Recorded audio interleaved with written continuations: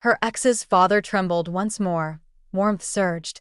I drew him closer, a true infidelity story. His hand clutched my thigh, trembling with intensity.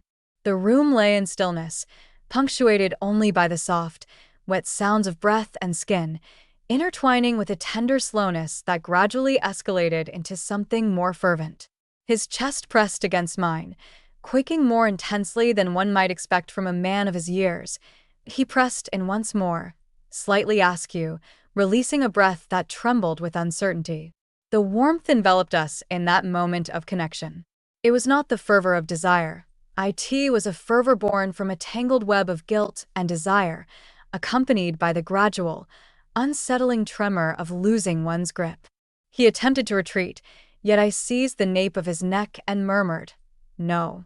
Merely remain still." His jaw tightened against my cheek, the stubble grazing my skin as he fought to maintain his composure.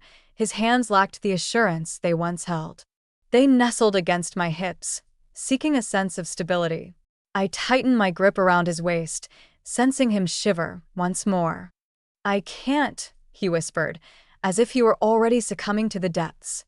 "You already are," I whispered, drawing him closer, not with force or haste, but with a profound depth, as if I required his presence to silence the cacophony in my mind, shouting that this moment was forbidden.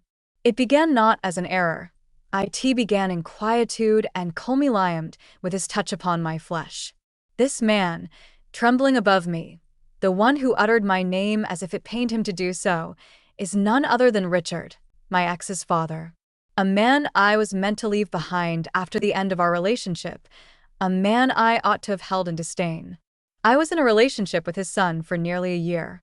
It concluded softly, with grace, reminiscent of all connections that never truly ignite.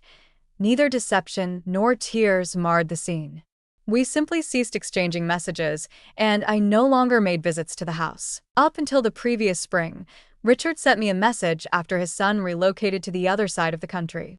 He inquired whether I still possessed the garage key fob, mentioning that the new tenants were experiencing difficulties with the opener. He approached the matter with kindness, uncomfortable. I proposed to deliver it personally. He extended an invitation for coffee, and that was the extent of it. Yet, a subtle change occurred as he passed me the mug and confessed that he had always liked me more than he ever did. I believed it to be merely a line. Yet, he went on to say that he never truly perceived you. A smile crept across my face, tinged with nerves, yet I couldn't bring myself to deny it. That was the first moment I regarded Richard as a man rather than merely as someone's father. He possessed years beyond mine, certainly, yet it was not merely his age that captivated me. It was the Richardable restraint he exhibited. He observed me in silence, his gaze slipping away the moment our eyes met. The subtle quiver of his fingers as they brushed perilously near to mine. The warmth lingered in the air as he positioned himself behind me, uncomfortably close while reaching to place a glass away. I never imagined he would take any action. He was not that type of man, which likely explains why I took the initiative to kiss him first. The hour was late. I found myself returning once more to deliver a package intended for his former spouse. He extended an invitation for tea.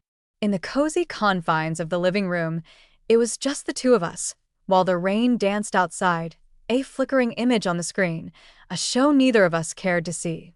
I inquired about his adaptation to the solitude of the now vacant house. He reassured Richard that it was more subdued than he had anticipated. Then he uttered a phrase that stirred a deep longing within me. I find myself glancing at my phone, yearning for a message from him. Isn't that rather disheartening? My fingers brushed against his hand, simply out of kindness. Merely a reminder that you are not solitary in this journey. He left it untouched. I recall the way he slowly turned his head, as if granting me a full 3 seconds to retreat before our lips met. I remained steadfast. It possessed a gentle quality, uncertain. The kiss of a soul uncertain of its right to desire any longer. He was the one who broke it first. "I shouldn't," he said, his voice thick with emotion. You were indeed in his company." I inclined my head in acknowledgement. I existed. Once more, I pressed my lips to his. That night, we found ourselves apart in the stillness of the dark, Our fingers grazed only lightly after that kiss. But when I left, his hand lingered on my lower back longer than it needed to. My breath caught in my throat as he uttered my name. Unlike his son, who moved quickly, distracted, and disinterested, Richard spoke as if releasing it caused him pain. The second time I ventured over, I reassured myself that it was merely a matter of returning a borrowed casserole dish. I donned a pair of jeans paired with a cozy long sweater. Without any makeup. I had no intention of enticing anything. He opened the door, his appearance suggesting a restless night. Somewhat lacking in color. A touch adrift. We scarcely crossed the threshold of the kitchen when his hands found their way to my face. This time, there was a resolute certainty. His kiss lacked the warmth of his son's. He kissed as if he had been submerged in silence, yearning for the surface, desperate for that release. We found ourselves in the hallway. Garments pulled, not discarded. With my back pressed against the cool plaster, his hand slipped beneath my shirt, moving as if he sought to imprint the contours of my body in his memory. As he made his way inside, a gasp escaped my lips, not born of suffering, due to its sluggish pace. It felt so incredibly real, how desperately I craved it. Yet, in that moment he quaked, not in the manner of a youth seeking validation, as if a man believed he had moved beyond this. As if he hadn't experienced such profound emotions in ages. He pressed forward once more. It feels more inviting this time. Trembling. I'm sorry, he whispered. I interrupted him before he could complete his thought. I embraced him tightly, drawing him closer to me. What would you do if the father of your ex stirred something within you? And you understood he wasn't merely pursuing pleasure. He was desperately grasping at the hope of being noticed once more. Could you please cease? Or might you draw him nearer?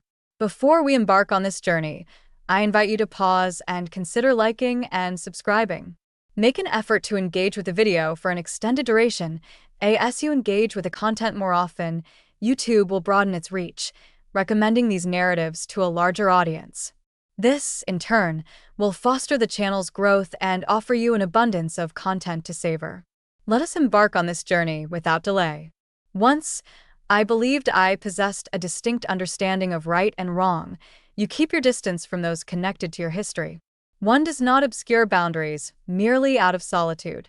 And you must never, under any circumstances, lay a hand on someone whose surname once mirrored the one you almost claimed as your own. Yet, I found myself unprepared for the weight of the silence that enveloped me. In the wake of my separation from Liam, a profound silence enveloped my surroundings. No one inquired about my well-being, perhaps due to the absence of any turmoil. There shall be no tears, no betrayal, and no forceful closures of doors. Merely two souls who ceased their pursuit of one another. I was not heartbroken, a profound numbness enveloped me. I returned to my apartment, resuming the quiet ritual of folding laundry in the soft glow of the television's low hum. Once again, I find myself sipping coffee in solitude each morning, feigning contentment in the quiet stillness. Then, a message from Richard arrived. That fleeting instant, a mere sentence regarding a garage key, transformed into a memory I found myself revisiting more often than I would like to acknowledge. I might have placed it in the mailbox. It would have been easy to overlook the message entirely. However, I did not. I applied mascara for the first time in weeks and made my way to the address I hadn't seen since that dinner after the breakup. He opened the door, clad in jeans and a navy thermal shirt. Cozy. Attractive in a manner that once seemed unattainable, and weary, as if one had been untouched for an eternity. That expression was nearly unrecognizable to me. It wasn't until I caught a glimpse of it in the mirror later that night. He filled a simple white mug with coffee for me.